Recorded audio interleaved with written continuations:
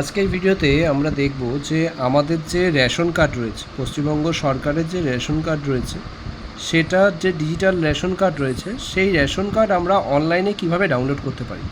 তো সেই জন্য এই যে রেশন কার্ডের যে ডিটেলস, এই দুটো জিনিস আমার সঙ্গে নিয়ে রাখা দরকার।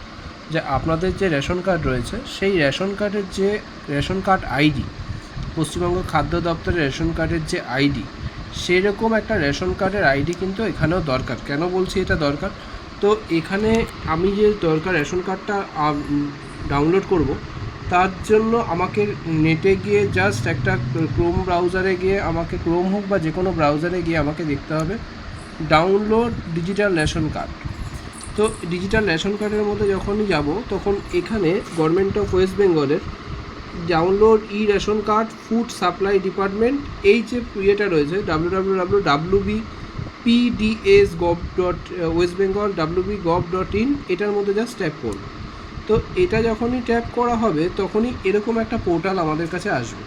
তো এখানে দেখছে enter your ration card number. আমি যেটা বললাম যে রেশন কার্ড নাম্বারটা কোথা থেকে পাবো, এই যে আমার যে রেশন কার্ড নাম্বারটা আমি পাবো হলো এই যে এখানে যে নাম্বারটা ধরুন দিয়েছে SPHH, এটাকে বাদ দিন, দিয়ে 0045004540 004540 ধরুন 004540 004540 004540 6541 6541। এইটা আমি ট্যাপ করার পরে এখানে যে দেখাচ্ছে যে একটা ক্যাপচার আছে, এই ক্যাপচারটাকে আমাকে এখানে ফিল আপ করতে হবে, এন্টার ক্যাপচার। তো সেম ক্যাপচারটা আমি যদি এখানে ফিল আপ করি,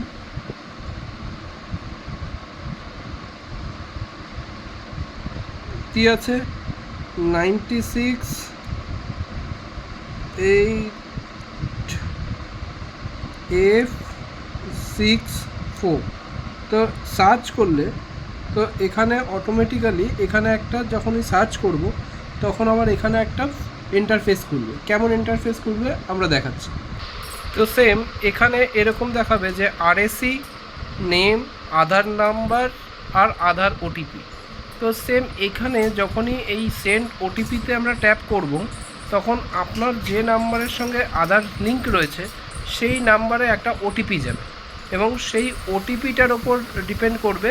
ওটিপিটা যখনই আপনি সাবমিট করবেন, সেই সাবমিট থেকে আপনার কাছে চলে আসবে হলো, যা আমি দেখিয়ে দিচ্ছি।